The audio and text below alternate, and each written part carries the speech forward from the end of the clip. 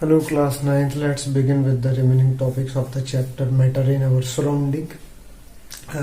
As we all know that matter is classified physically into 5 states: solid, liquid, gas, plasma and Bose-Einstein condensate. तो solid, liquid, gas जो है वो states हैं अपने matter के. It is solid, now it is liquid and this is our gaseous state. इसको हमने previous topics में डिस्कस किया कि सॉलिड क्या होता है, जिसके मॉलिक्यूल्स में forces of attraction, intermolecular forces of attraction very very large होते हैं, जिसकी वजह से उनकी शेप डेफिनेट होती है और फिक्स्ड वॉल्यूम भी होती है. लिक्विड के मॉलिक्यूल्स में फोर्सेस ऑफ अट्रैक्शन थोड़ी कम होती हैं और इंटर पार्टिकल स्पेस प्रेजेंट होता है in between the liquid state molecules. Okay, इसी तरह गैसियस मॉलिक्यूल्स के जो गैसियस स्टेट के जो मॉलिक्यूल्स होते हैं इनके बीच में जो होती है forces, inter molecular forces of attraction बिल्कुल नेग्लिजिबल होती है. मतलब इंटर पार्टिकल स्पेस बहुत ज्यादा होती है. ओके, तो इनका आपस में हमने इंटर कन्वर्जन भी पढ़ा था, उसके कुछ टर्म्स को हमने डिफाइन करना सीखना है. तो वही हम इस टॉपिक में हम डिस्कस करने वाले हैं. फिर हम एवेपोरेशन पढ़ेंगे और उसके पास एक लेटेंट हीट का कॉन्सेप्ट है वो भी हम क्लियर करेंगे. तो सॉलिड एक्चुअली में क्या होता है कि जब हम स्टेट्स को देख रहे हैं मैटर की, तो हम क्या करने जा रहे हैं कि उनका इंटर कन्वर्जन किस वजह से होता है, what are the reasons of inter conversion, मतलब वो क्या कंडीशंस होती हैं. तो उसमें मेनली देखा गया है कि टेम्परेचर और प्रेशर का इफेक्ट बहुत ज्यादा इफेक्टिव देखा गया है in the inter conversion of solid, liquid and gas. जैसे कि हम यहाँ पर इसे समझते हैं, इस पॉइंट को समझना बहुत जरूरी है कि अगर मान लिया कोई दो मॉलिक्यूल्स हैं, उनके बीच में inter molecular forces of attraction present है. क्योंकि फंडामेंटली जब भी मैटर होता है, कोई भी मॉलिक्यूल होता है, आइटम्स होता है, उनके बीच में इंटरमॉलिक्यूलर फोर्सेज ऑफ अट्रैक्शन है. सॉलिड है तो और ज्यादा होगी. अगर हम ऐसे मॉलिक्यूल्स को जिनके बीच में intermolecular forces of attraction present है, यहां से उनको क्या प्रेजेंट है अपनी, this is called intermolecular forces of attraction, intermolecular IMFA, intermolecular forces of attraction. तो अगर हम इसको हीट प्रोवाइड करेंगे students, we will provide heat to these intermolecular forces of attraction having molecules, तो इससे क्या होगा, ये intermolecular forces of attraction weak होनी शुरू हो जाएगी और ये एक दूसरे से दूर, जितनी ज्यादा ये intermolecular forces of attraction weak होगी, ये मॉलिक्यूल्स आपस में दूर दूर होना शुरू हो जाएंगे. तो इसी के बेसिस पे हम क्या करते हैं कि जैसे ही अगर हम सॉलिड को हीट प्रोवाइड करते हैं तो वो क्या हो जाता है, स्टार्ट कन्वर्टिंग इनटू लिक्विड. क्योंकि जैसे ही हम इसको हीट प्रोवाइड करेंगे ये दूर जाएगा. तो देखिए इसके intermolecular forces of attraction large थी तो थोड़ी कम हो गई.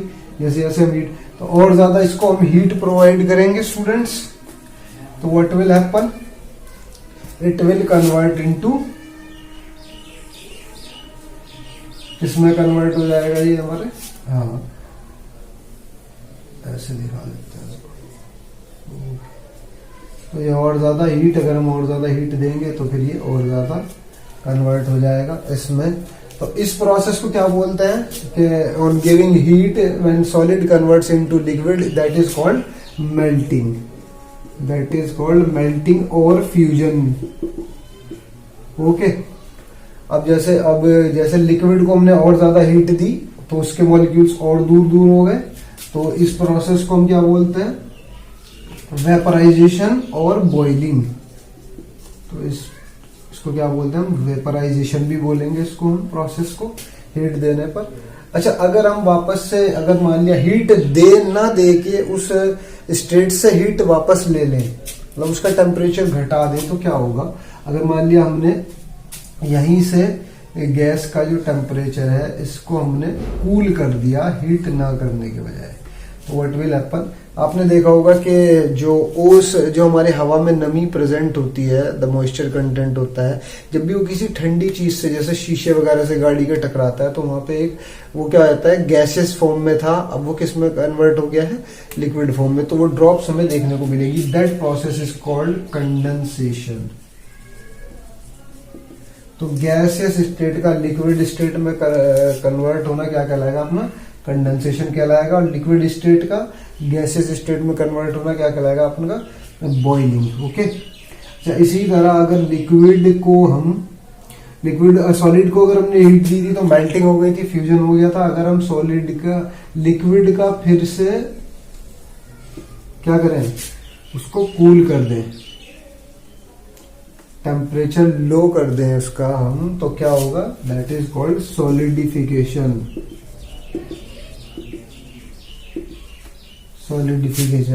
ठीक है, तो क्या होगा, जैसे बर्फ जमता है, लिक्विड हम क्या करते हैं, बर्फ को फ्रीजर में रख देते हैं, तो उसका टेम्परेचर पहले 25 डिग्री था, फिर वो धीरे धीरे घट के 0 डिग्री सेल्सियस तक पहुंच जाता है, जिससे फिर वो सॉलिडिफाई हो जाता है और आइस बन जाता है। ओके, अब एक और प्रोसेस था इसमें हमने पढ़ा था सब्लिमेशन। सब्लिमेशन क्या होता है, directly conversion of solid into gaseous state, मतलब बिना लिक्विड स्टेट में कन्वर्ट हुए सॉलिड का डायरेक्ट गैस में कन्वर्ट होना क्या कहलाता है, on heating, sublimation. What we call this, sublimation on heating. हम उसको हीट प्रोवाइड दें तो डायरेक्टली, वैसे तो तरीका ये है, कोई भी हम सॉलिड लेंगे पहले वो लिक्विड में कन्वर्ट होगा, क्योंकि धीरे धीरे जो है इंटरमोलिक्यूलर फोर्सेस ऑफ अट्रैक्शन वो घटने लगती हैं। ओके, ऐसे ऑन प्रोवाइडिंग हीट। बट कुछ सब्सटेंसेस हमारे पास ऐसे होते हैं जो डायरेक्टली कन्वर्ट हो जाते हैं सॉलिड से गैस में, और उन्हें हम क्या बोलते हैं, सब्लिमेटरी सब्सटेंसेस। क्या बोलते हैं उनको, सब्लिमेटरी सॉलिड्स। और इनका एग्जाम्पल आप याद रखिए, पूछ लिया जाता है एग्जाम्स में, कैम्फर, कपूर जो कि हम कपड़ों में भी रखते हैं, इसको पूजा में भी जलाते हैं, ठीक है, कैम्फर, और नेफ्थलीन बॉल्स। तो ये डायरेक्टली कन्वर्ट हो जाते हैं सॉलिड से गैस के अंदर। ओके स्टूडेंट्स, नाउ इसी तरह अगर कोई चीज गैस से वापस कन्वर्ट होगी तो उसको फिर से हम क्या कहेंगे, सॉलिडिफिकेशन बोल देंगे। ओके, और टेम्परेचर अगर हमारा क्या हो गया, कूल होने पर, तो ये तो एक तरीका हो गया था। अब ये तो हमारा हो गया था स्टूडेंट्स, लेकिन अब हम जो है ना इनको डिफाइन करेंगे। व्हाट इज, कई चीजों को हमें यहाँ पर डिफाइन करना है। दैट इज मेल्टिंग को डिफाइन करना है, मेल्टिंग क्या है, बॉइलिंग क्या है, ठीक है ना। और सब्लिमेशन को तो हम कर ही चुके हैं कि when solid state directly converts into gaseous state on heating, that process is called sublimation. Okay, तो इसमें हमें लेना है, तो मेल्टिंग लेना है स्टूडेंट्स। व्हाट इज मेल्टिंग, तो एक तो मेल्टिंग लेना है और एक बॉइलिंग लेना है। ओके स्टूडेंट, और अब मेल्टिंग और बॉइलिंग हमें लेना है, तो इसको थोड़ा सा हमें समझना पड़ेगा स्टूडेंट्स। तो मेल्टिंग क्या होता है, the process of conversion of solid state into liquid state on being heating, मतलब हीट होने पर the process of conversion of solid into liquid on heating is called melting. तो ये तो होगी अपनी डेफिनेशन मेल्टिंग की। लेकिन ये होता कब है स्टूडेंट, ये होता है तब है जब एक पर्टिकुलर टेम्परेचर पर, एक पर्टिकुलर पॉइंट पर, जिसे हम क्या बोलते हैं, मेल्टिंग पॉइंट बोलते हैं उसको।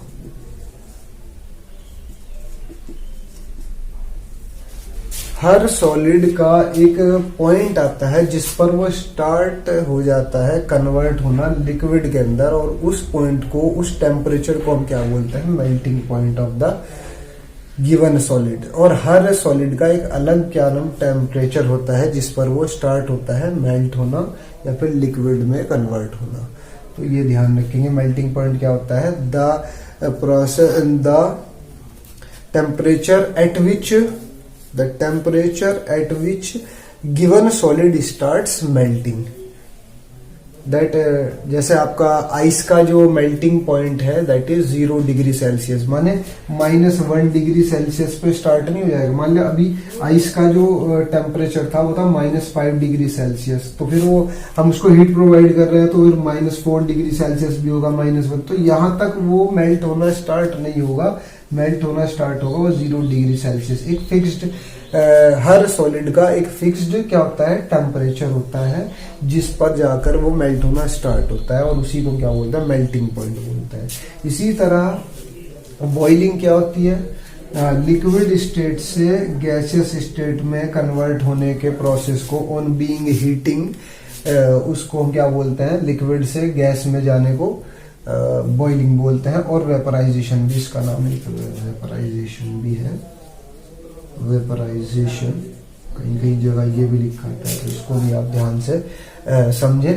तो वेपराइजेशन में क्या होता है, the process of conversion of liquid into gaseous state by heating, that is called boiling. और वही क्या मतलब, हर लिक्विड का एक अलग से क्या होगा, बॉइलिंग पॉइंट होगा, यानी कि वो किसी भी टेम्परेचर पे लिक्विड क्या होगा, वो गैस में कन्वर्ट हो जाएगा, वेपर में कन्वर्ट हो जाएगा, ऐसा नहीं है। इसके लिए आपको क्या करना होगा कि टेम्परेचर नोट डाउन करते हैं। जैसे अपने वाटर का जो टेम्परेचर होता है जिस पर वो गैस में कन्वर्ट होना स्टार्ट होता है that is 100 degree Celsius.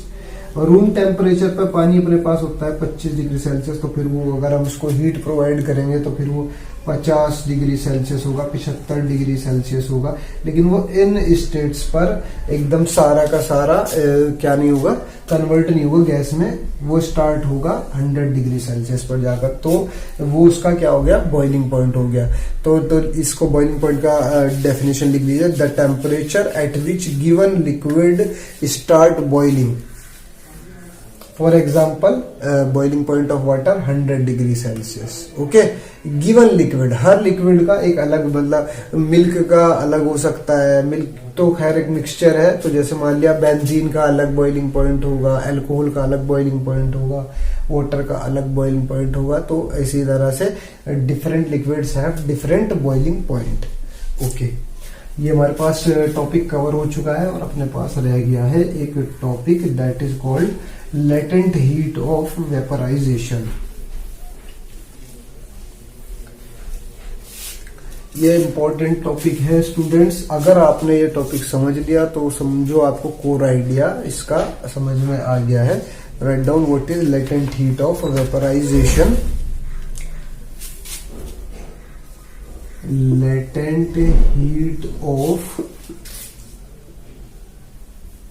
Latent heat, concept of latent heat पढ़ते हैं पहले। तो लेटेंट हीट होता क्या है, लेटेंट के मायने होता है हिडन हीट, हिडन, लेटेंट का मीनिंग हिडन होता है। अब इसको एक तरीके से समझते हैं स्टूडेंट्स कि जैसे for example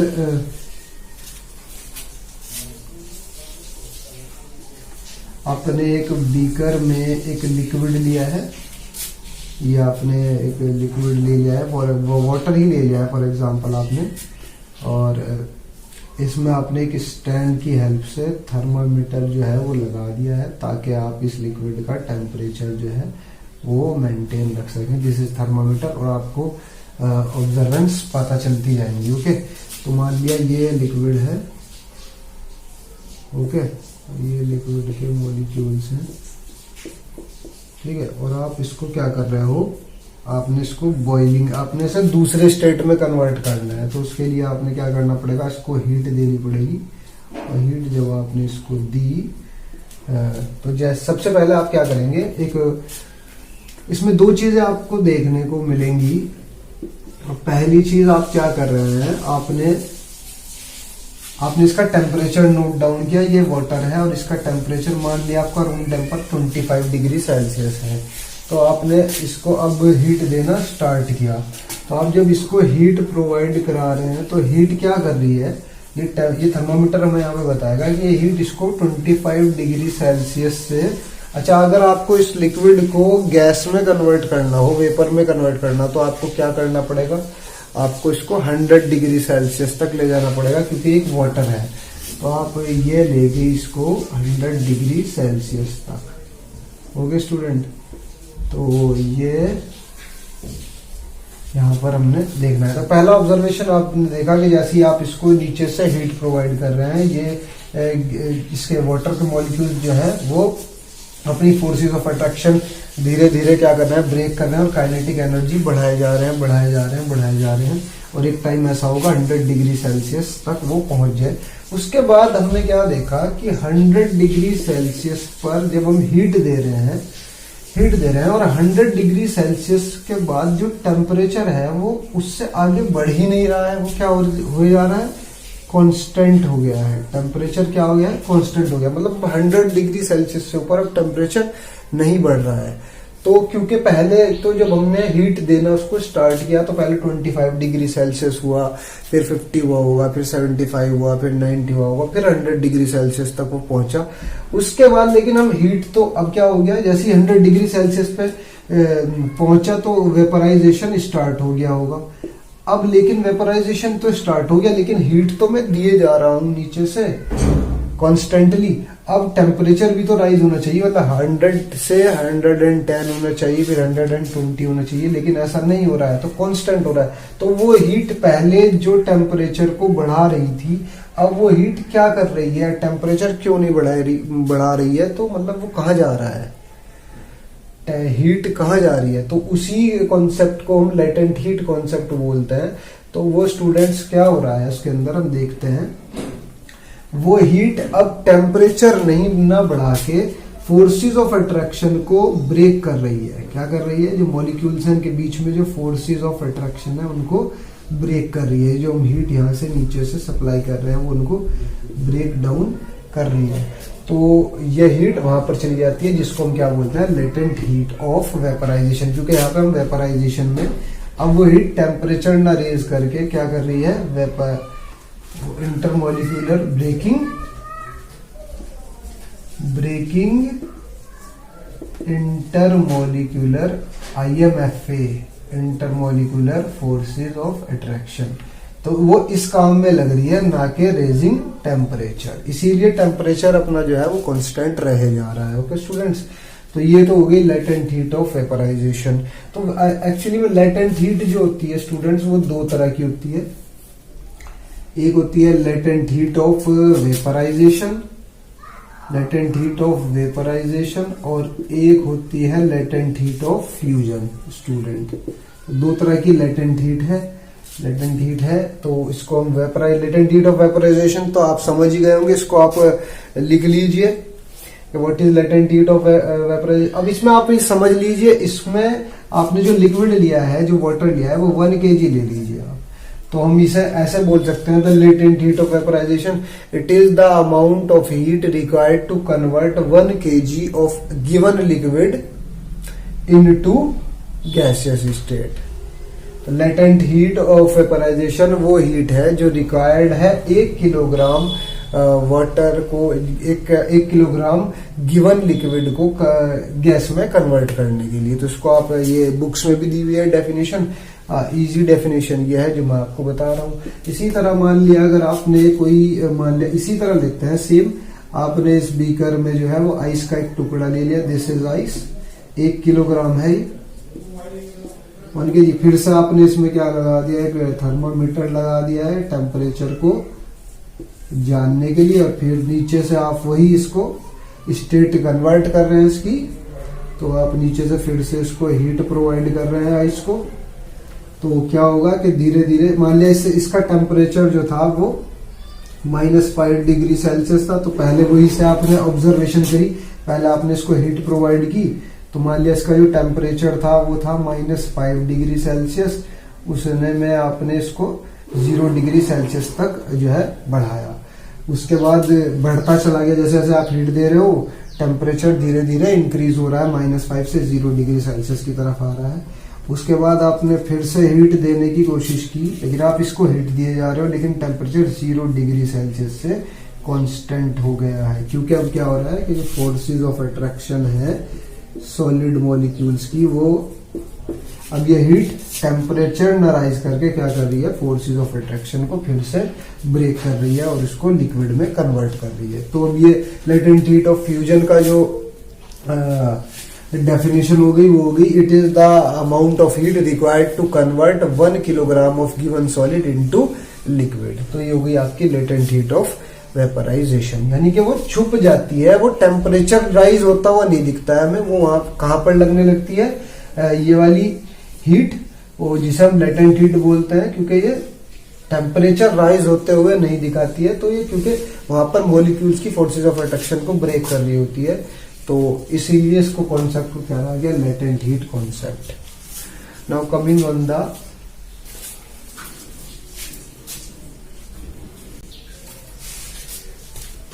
Now coming on the last and the important topic of matter in our surrounding, that is evaporation. Student generally exams में हमें एवापोरेशन के फैक्टर्स के बारे में क्वेश्चन आ जाता है कि ये किन पर डिपेंड करता है, या फिर आपसे बॉइलिंग और एवापोरेशन के बीच में डिफरेंस पूछ लिया जाता है, what is the difference between boiling and evaporation. Students क्योंकि इसमें ज्यादा फर्क नहीं होता बॉइलिंग और एवापोरेशन में, बस 2 ही या 3 डिफरेंसेस हैं, लेकिन बच्चा इनमें हमेशा कंफ्यूज रहता है, तो इसको हमें आराम से समझना होगा। What is the difference between boiling and evaporation. Boiling students हमने पढ़ा था process of conversion of liquid into gas, liquid से गैस में कन्वर्ट होने का नाम क्या है, बॉइलिंग है या फिर वेपराइजेशन है। बट एवापोरेशन भी क्या है, लिक्विड से गैस में ही कन्वर्ट होने का नाम है। तो इनमें दोनों में फर्क क्या होगा, क्योंकि ये भी लिक्विड से गैस में कन्वर्ट करने का प्रोसेस है और ये भी लिक्विड से गैस में कन्वर्ट करने का प्रोसेस है। मेन डिफरेंस, सबसे पहला डिफरेंस इनमें स्टूडेंट्स ये है कि बॉइलिंग जो है लिक्विड से गैस में कन्वर्ट करती है at a fixed temperature, at a fixed temperature, जिसे हम क्या बोलते हैं, बॉइलिंग पॉइंट बोलते हैं। जैसे 100 डिग्री सेल्सियस पर ही वाटर जो है बॉइलिंग कहलाएगा, मतलब व्हेन द ऑल सारा का सारा कन्वर्ट होगा एट अ फिक्स्ड टेम्परेचर पर हो। तो जब लिक्विड गैस में कन्वर्ट हो एट अ फिक्स्ड टेम्परेचर पे तो उसको बॉइलिंग बोलते हैं। जब एट एनी टेम्परेचर, मतलब कोई एक पर्टिकुलर टेम्परेचर पे नहीं, किसी भी टेम्परेचर पे आप जो है लिक्विड को गैस में कन्वर्ट कर रहे हो एट एनी टेम्परेचर, तो उसको हम क्या बोलते हैं, एवेपोरेशन। ये पॉन्ड्स, सी वगैरह में हमें देखने को मिलता है स्टूडेंट, क्योंकि धूप निकली रहती है, टेम्परेचर वही 30-40 डिग्री सेल्सियस का होता है, और धीरे धीरे वाटर क्या होता रहता है, एवेपोरेट होता रहता है, लेकिन उसका स्लो प्रोसेस है बहुत ज्यादा, और होने के बाद फिर वो रेन्स क्लाउड्स में फॉर्मेशन हो जाती है, क्लाउड फॉर्मेशन के बाद फिर वो रेन जो है वो एवापोरेशन का ही कॉज होती है। Okay, at any temperature.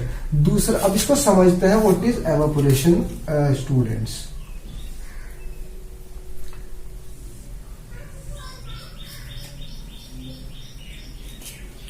Students अगर हम यहां पर एक वाटर ही ले लेते हैं, जैसे मान लिया लिक्विड ही ले लेते हैं, चलो अब ये लिक्विड के मॉलिक्यूल्स हैं, कुछ मॉलिक्यूल सरफेस पे प्रेजेंट है, कुछ ये बल्क में अंदर प्रेजेंट है। स्टूडेंट्स देख रहे हो आप,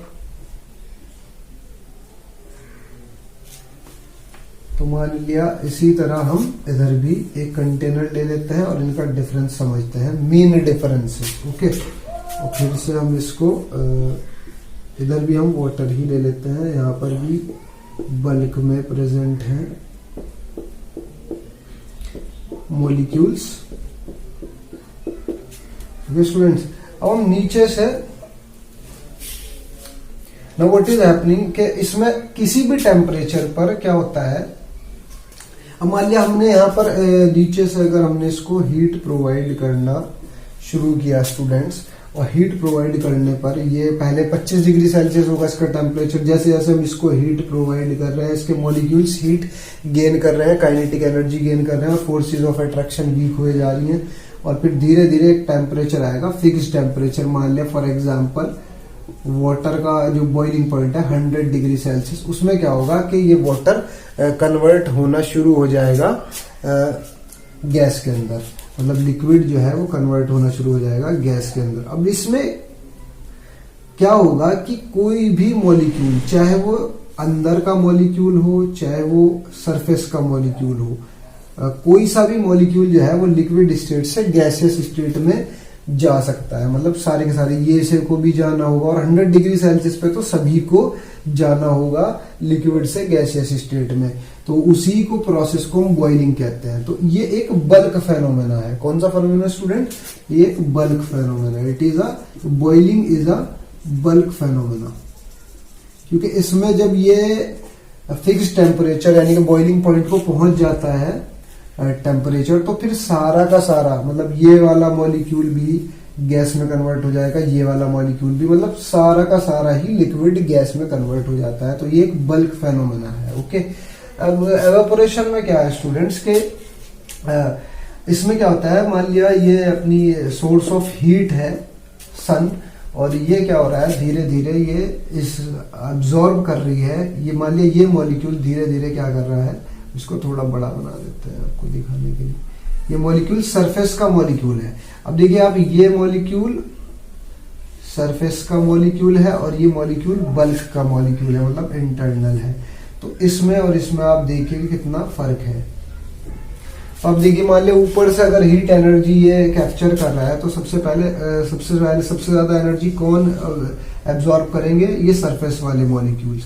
सरफेस वाले मॉलिक्यूल्स क्या करेंगे, जैसे ही सबसे पहले ये एनर्जी एब्जॉर्ब कर रहे हैं, तो इनकी फोर्सेज ऑफ अट्रैक्शन क्या हो जाएंगी, आपस में सबसे ज्यादा वीक हो जाएंगी। इनकी फोर्सेज ऑफ अट्रैक्शन तो फिर भी बहुत ज्यादा रहेंगी, क्योंकि ये इतनी हीट एब्जॉर्ब नहीं कर पा रहे हैं, क्योंकि टेम्परेचर यहाँ पर क्या रहेगा, 30 डिग्री सेल्सियस रहेगा या 40 डिग्री सेल्सियस रहेगा, मे बी कुछ भी रह सकता है टाइनी टेम्परेचर। तो जैसे कि ये मॉलिक्यूल्स जो होंगे वो सबसे ज्यादा काइनेटिक एनर्जी वाले मॉलिक्यूल्स होंगे, सरफेस मॉलिक्यूल, तो यही सबसे ज्यादा एनर्जी गेन करेंगे, और फिर यही मॉलिक्यूल्स क्या होंगे, एस्केप होंगे लिक्विड से गैसियस स्टेट में। तो इस एवापोरेशन में क्या होता है, ओनली सरफेस के मॉलिक्यूल्स क्या होते हैं, वो लिक्विड स्टेट में गैसियस स्टेट में कन्वर्ट होते हैं, ना कि ये सारे के सारे बल्क वाले मॉलिक्यूल भी। तो ये वाला फेनोमेना क्या हो गया, तो it is a surface phenomena.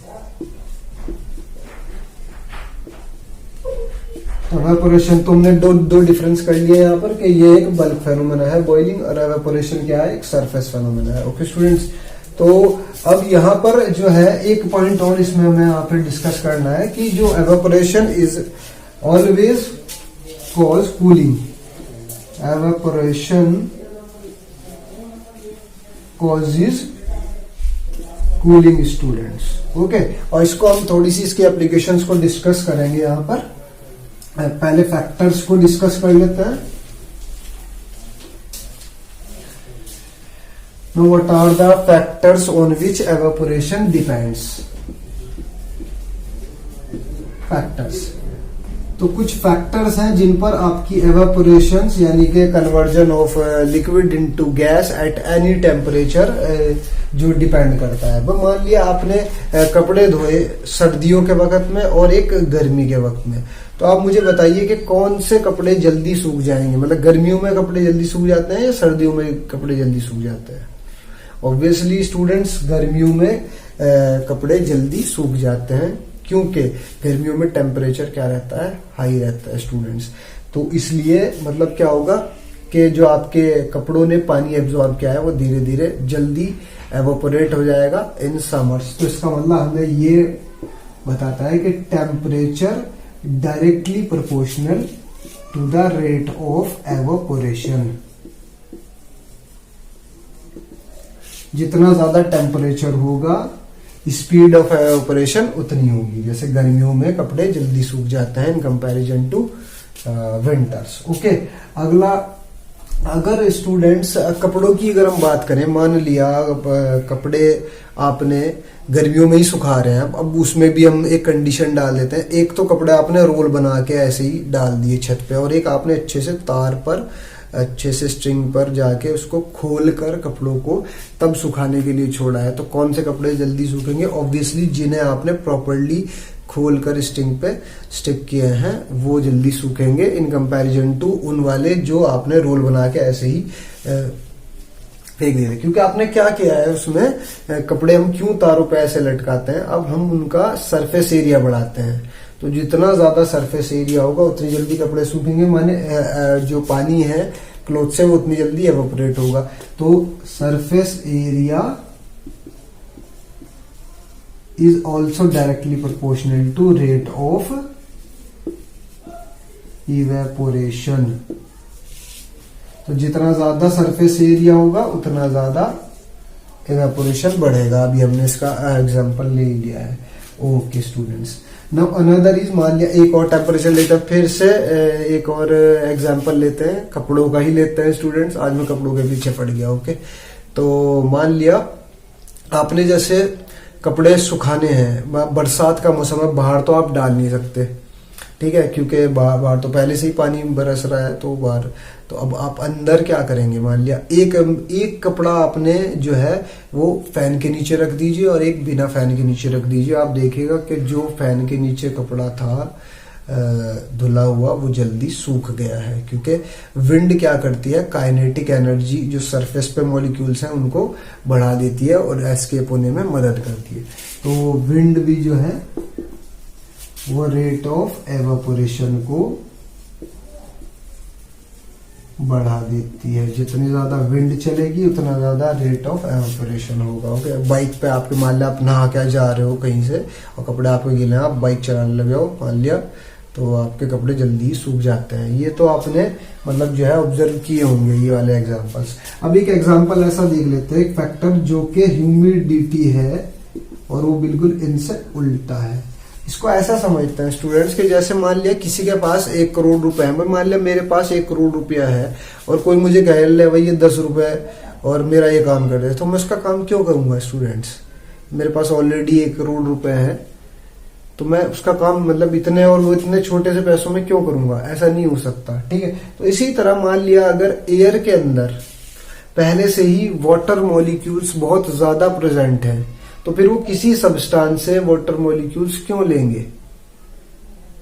तो आपने देखा होगा बरसात के मौसम में जो एयर के अंदर अपनी वाटर कंटेंट, जिसे हम नमी बोलते हैं, मॉइस्चर कंटेंट बहुत ज्यादा होता है। इसीलिए बाहर अगर धूप भी मतलब नहीं भी निकल रही हो या निकल रही हो, तो क्योंकि जल्दी से हमारे कपड़े सूखते नहीं है बरसात के मौसम में, काफी 2-2 दिन लग जाते हैं सूखने में। उसकी वजह यही है कि एयर में पहले से ही इतना ज्यादा वाटर कंटेंट है, तो फिर वो कपड़ों से हमारा वाटर कैसे लेगा। तो humidity is inversely proportional to rate of evaporation. Okay student, मतलब जितना ज्यादा ह्यूमिडिटी होगा एयर के अंदर उतना ही कम रेट ऑफ एवापोरेशन होगा। क्लियर है पॉइंट। अब इसके कुछ एप्लीकेशंस हैं स्टूडेंट्स, जैसे कॉटन क्लोथ्स इन समर। तो इसको समझ लेते हैं, कॉटन क्लोथ्स इन समर को। इसमें स्टूडेंट क्या होता है कि मतलब इसमें ये एप्लीकेशंस है एवापोरेशन की, ये हमें गर्मियों में जो है वो कैसे कॉटन क्लोथ्स पहनने चाहिए, मतलब सूती कपड़े पहनने चाहिए। और क्यों पहनने चाहिए, क्योंकि समर्स में अपने टेम्परेचर बहुत ज्यादा होता है और टेम्परेचर बहुत ज्यादा होता है जिसकी वजह से हमें स्वेटिंग बहुत ज्यादा होती है, ठीक है ना। और स्वेटिंग बहुत ज्यादा होगी तो अगर हम ऐसे कपड़े पहनेंगे जिसमें कोई पोर्स नहीं होंगे, मतलब बहुत मोटा होगा, तो वो क्या होगा, उस स्वेट को एब्जॉर्ब नहीं कर पाएगा। और फिर जब वो एब्जॉर्ब नहीं कर पाएगा तो पहले से ही मतलब जो है हमारा जो है स्वेट वो मतलब एवोपरेट नहीं होगा, तो फिर वो और ज्यादा गर्मी बढ़ती रहे। तो सूती कपड़े जो होते हैं, कॉटन क्लोथ्स, क्या करते हैं स्टूडेंट, गर्मी में ये जो स्वेटिंग होती है, बहुत ज्यादा स्वेटिंग हो रही होती है, उसको एब्जॉर्ब करता है और फिर एब्जॉर्ब से जो हीट हो रही होती है, बहुत ज्यादा टेम्परेचर होता है, वो उसको एवोपरेट कर देता है। क्योंकि ये जो आपके कॉटन क्लोथ्स होते हैं, ये पोर्स बहुत ज्यादा होते हैं इसमें, तो ये बहुत अच्छा एवोपरेशन करता है। और एवोपरेशन क्योंकि हमने पढ़ा था कि एवोपरेशन कॉजेस कूलिंग, तो फिर हमें वो ठंडा महसूस दिलाते हैं गर्मियों के अंदर। ये आपको याद रखना है। अगली चीज है अर्दन पॉट कूलिंग। गर्मियों में स्टूडेंट्स आपने देखा होगा सड़क किनारे या फिर गांव में या फिर आजकल मतलब तो शहरों में भी इस्तेमाल करने लगे हम, घड़ा जिसे मटका बोलते हैं। वो क्या करता है, उसमें हम नेचुरल पानी डाल देते हैं तो नेचुरली उसको ठंडा कर देता है। एक्चुअली स्टूडेंट्स क्या होता है, अर्दन पॉट्स के अंदर भी छोटे छोटे पोर्स होते हैं जो वाटर को एब्जॉर्ब करते हैं, जो कि उसके अंदर प्रेजेंट है, और इसको बाहर की तरफ ला के एवोपरेट करते हैं उन पोर्स में से। तो क्योंकि एवोपरेशन कॉज कूलिंग, तो जितना ज्यादा टेम्परेचर गर्मी बढ़ती है उतना ज्यादा एब्जॉर्बेंस होता है पोर्स में वाटर का, और उतनी ज्यादा एवोपरेशन, तो जितनी ज्यादा एवोपरेशन होती है उतनी ज्यादा कूलिंग होती है। तो मटका यही करता है कि जितनी ज्यादा गर्मी पड़ेगी उतना ही ठंडा पानी आपको लाकर वो देगा। ओके स्टूडेंट्स, अब अगली चीज है ड्रॉप्स ऑन बॉटल। ये एक अलग चीज है। मान लिया आप अभी मैंने आपको बताया था कि हमारे बरसात के मौसम में जनरली, वैसे तो हर मौसम में ही रहता है, सर्दियों में थोड़ा कम हो जाता है, बट बरसात के मौसम में जो मॉइस्चर कंटेंट है एयर के अंदर वो बहुत ज्यादा हो जाता है। तो बरसात के मौसम में अगर हम फ्रीजर से कोई चिल्ड बोतल कोल्ड ड्रिंक्स निकालते हैं, तो मान लिया आप उसको थोड़ी देर के लिए रखिएगा, तो आप उसके ऊपर देखिएगा सरफेस के कि आपको एक वाटर ड्रॉपलेट्स देखने को मिल रही हैं। ठीक है, वो वाटर ड्रॉपलेट्स किस वजह से, तो क्या होता है, क्योंकि जो वाटर कंटेंट है एयर में अपने, वो क्या हो रहा है, वाटर कंटेंट एयर में जो है वो गैसियस स्टेट में है। अब क्योंकि उसके पास फोर्सेस ऑफ अट्रैक्शन बिल्कुल नहीं है, लेकिन काइनेटिक एनर्जी बहुत ज्यादा है, तो जैसे ही वो गैसियस वाटर मॉलिक्यूल्स आके उस चिल्ड बॉटल से टकराते हैं, उसकी सरफेस से टकराते हैं, तो वो अपना टेम्परेचर क्या कर देते हैं, लूज कर देते हैं, जिसकी वजह से क्या होता है, अपने काइनेटिक एनर्जी लूज करती है, उनके बीच में फोर्सेस ऑफ अट्रैक्शन बढ़ती हैं, और फोर्सेस ऑफ अट्रैक्शन बढ़ने के साथ साथ वहीं के वहीं लिक्विड में कन्वर्ट हो जाते हैं। आई होप स्टूडेंट्स आपको ये एग्जाम्पल समझ में आए होंगे, और बेहतर है आप इनके क्वेश्चंस करें एनसीईआरटी से, और जो कोई प्रॉब्लम हो मुझे कमेंट सेक्शंस में बताएं या फिर मेरे व्हाट्सएप नंबर पे मैसेज करें। All the best.